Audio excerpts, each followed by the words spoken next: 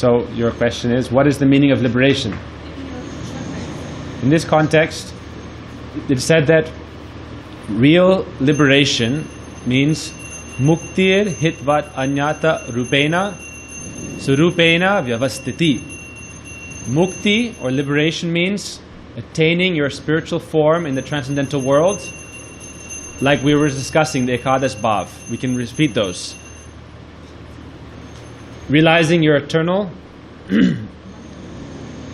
age, your eternal name, your eternal form, your eternal group, or your eternal residence place, your eternal seva to Radha Krishna, your relationship, all these things, your highest aspiration, the mood of being Srimati Radhika's maidservant, becoming situated in your true nature, that is liberation. Now we're bound in material life, and we falsely identify as the material body, but we're going through millions of cycles of births and deaths. And this is Maya, this is illusion. And liberation means achieving our true state, our true nature. In impersonal circles, they think liberation means achieving oneness with the Absolute or negating illusion. But that's just a negative aspect.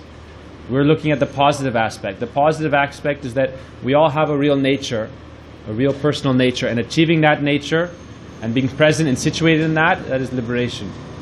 Liberation from material bondage. Basically, they want to be liberated from something.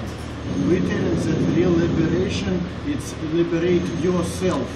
Yeah, I'll give you a quick story. Once there was a king who asked his ministers, what is Maya? What is Maya? What is illusion? No one could answer satisfactorily. He had many people who asked him. He asked many people. And he said, I want a simple, straightforward answer. No one could answer. So then finally, one person who appeared like a madman wandered into the assembly. He had heard the question. Since some days, people were asked, trying to give answers. They could not. So then this person went up to a pillar, like we have pillars here. He grabbed hold of the pillar and he started shouting, let me go, let me go, let me go, very loudly. And the king said, what is this madman doing? Remove him. But he was just shouting, let me go, let me go. And they started laughing. And then as they were removing him, he said, this is Maya. We are holding on to so many things, so many attachments, and then we're saying, let me go. We don't realize that simply let go, release it. That is freedom. All these things we're attached to are keeping us bound in this world. If we release these attachments, dissolve these attachments from the mind, then we are free. Another quick story. How do you catch a monkey?